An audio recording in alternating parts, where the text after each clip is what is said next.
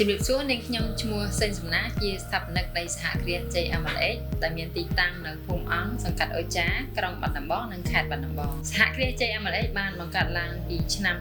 2021ដែលអំឡុងពេលកូវីដហើយពួកយើងបានធ្វើការកែច្នៃពីដំណាំរុក្ខជាតិមានជាបន្លែផ្លែឈើជាអាហាររូបត្ថម្ភសម្រាប់សុខភាព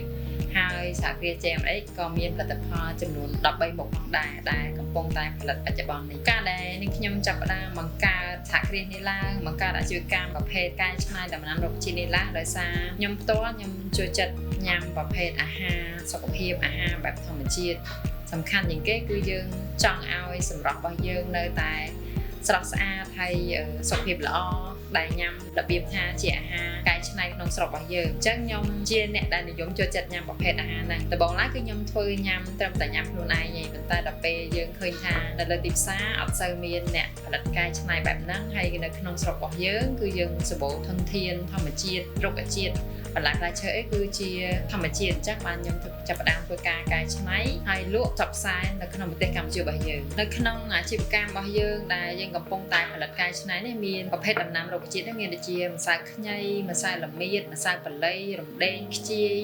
ហើយក៏ទទួលការគាំទ្រខ្លាំងហ្នឹងគឺប្រភេទម្សៅចេកណាំវ៉ាដែលកែច្នៃចេញពីចេកណាំវ៉ាមានណាំវ៉ា3-in-1ណាំវ៉ា4-in-1និងណាំវ៉ា5-in-1ដែលអតិថិជនជាច្រើនគាត់ស្គាល់ហើយក៏គាត់បានញ៉ាំទទួលបាននូវប្រសិទ្ធភាពទាក់ទងនឹងបញ្ហាកាពះពោះវៀនបច្ចុប្បន្ននេះយើងទទួលបានការគ្រប់គ្រងចេកណាំវ៉ានៅក្នុងខេត្តបាត់ដំបងយើងពីស្រុកចំឡូតហើយនិងខាងស្រុកបវរក៏យើងមានកសិករដែលកំពុងតែគ្រប់គ្រងរាល់វត្ថុធាតុដើមរបស់យើងមាន5ខេត្តមានខេត្តពោធិ៍សាត់ខេត្តបាត់ដំបងខេត្តកំពង់ចាម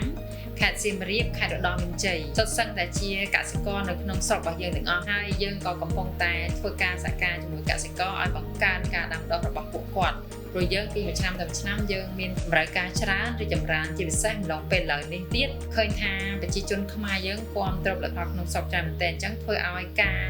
ផលិតរបស់យើងធ្វើឲ្យការដាំដុះរបស់កសិករហ្នឹងកើនឡើងខ្លាំងឡងពេលដែលខ្ញុំចាប់ផ្ដើមបើកអាជីវកម្មដំបូងពី3ឆ្នាំដំបូងហ្នឹងយើងក៏ជួបបញ្ហាជាច្រើនដែរបញ្ហាដូចជាប្រជាជនខ្មែរយើងមិនសូវជាបានគាំទ្រផលិតផលខ្មែរមានថាភាគតិចមែនទែនដែលគាំទ្រផលិតផលខ្មែរដែលបានជឿជាក់នឹងប្រើប្រាស់ផលិតផលខ្មែរហើយមួយទៀតហ្នឹងគឺតកតងនឹងតម្លៃនៅលើទីផ្សារដោយសារតែយើងជា SME ផលិតកែច្នៃបែបខ្នាតតូចលក្ខណៈគ្រួសារធ្វើឲ្យផលិតផលដែលយើងផលិតមកតម្លៃរៀងខ្ពស់ហើយអញ្ចឹងទៅបើយើងប្រៀបធៀបនឹងការប្រកួតប្រជែងនៃផលិតផលនាំចូលតម្លៃរបស់យើងក្នុងស្រុកហ្នឹងខ្ពស់ធ្វើឲ្យការប្រៀបធៀបទៅវាចាញ់មួយផលិតផលនាំចូលប៉ុន្តែរហូតមកដល់ពេលនេះតាំងពីមានចំនួនព្រំដែនមកធ្វើឲ្យយើងខ្មែរយើងនឹងចាប់ផ្ដើមគិតវិជ្ជមានពីផលិតផលក្នុងស្រុកទី1ទី2គឺយើងក្នុងនាមយើងជាអ្នកផលិតហ្នឹងក៏កំពុងតែទទួលបានការទិញទៅប្រើប្រាស់ច្រើនអញ្ចឹងហើយបើធៀបពីមុនដល់ឥឡូវនេះគឺថាឥឡូវវិជ្ជមានច្រើនមែនទែនសម្រាប់អ្នកផលិតកែច្នៃនៅក្នុងស្រុកអញ្ចឹងសង្ឃឹមថាបងប្អូនប្រើប្រាស់គាំទ្របន្តទៀតព្រោះយើងត្រូវតែជួយគាំទ្រប្រទេសរបស់យើងអត់មានណាគេមកជួយយើងក្រៅពីខ្លួនយើងទេកាលពីខ្ញុំចាប់ផ្ដើមបើកសិប្បកម្មអាជីវកម្មនេះដំបូងហ្នឹងនិយាយរួមពីមានលុយ$200ដែលខ្ញុំចាប់ផ្ដើមបើក$100ខ្ញុំទិញ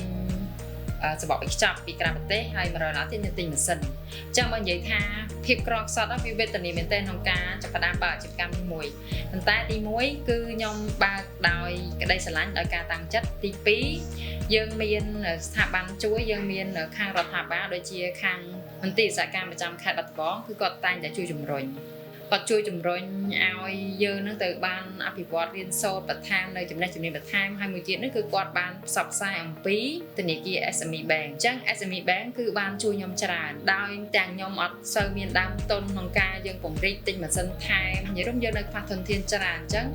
នៅពេលដែលខ្ញុំចាប់ផ្ដើមចេញពីធនាគារ SME Bank មក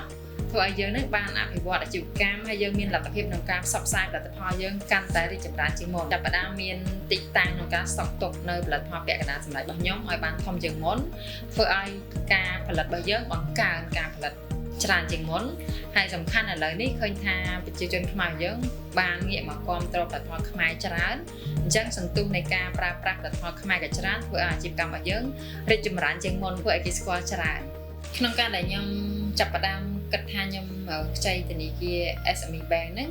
ដោយសារខ្ញុំមកឃើញអត្រាការប្រាក់ទាបមែនទែនបើធៀបជាមួយនឹងធនាគារផ្សេងៗ SME Bank គឺមានអតិភិបសម្រាប់អ្នកផលិតកែច្នៃនៅក្នុងស្រុករបស់យើងព្រោះបច្ចុប្បន្ននេះយើងឃើញថាអ្នកផលិតកែច្នៃក្នុងស្រុកលក្ខណៈថាពួកគាត់ចាប់ផ្ដើមដើមទុនតិចតួចមែនទែនគាត់មិនមែនជាអ្នកមានធនធានអីច្រើនទេពីសកម្មខ្នាតតូចអញ្ចឹងវាជាឱកាសសម្រាប់អ្នកដែលផលិតកែច្នៃនៅក្នុងស្រុករបស់យើងខ្ញុំលើកទឹកចិត្តឲ្យបងប្អូនអ្នកផលិតកែច្នៃដែលទើបចាប់ផ្ដើមនោះខ្ញុំលើកទឹកចិត្តឲ្យពួកបងអាចទៅរកធនាគារ SME Bank បានដោយសារការប្រាក់ទាបមែនទែននៅពេលនេះដែរសម្រាប់ខ្ញុំផ្ទាល់ដែលខ្ញុំបានឆ្លងកាត់បទពិសោធន៍ខ្ញុំលងជាមួយនឹងធនាគារ SME Bank ខ្ញុំលើកទឹកចិត្តឲ្យបងប្អូនម្ចាស់អាជីវកម្មម្ចាស់ក្រុមហ៊ុនសិប្បកម្មកែច្នៃនៅក្នុងស្រុករបស់យើងហ្នឹងលើកទឹកចិត្តឲ្យ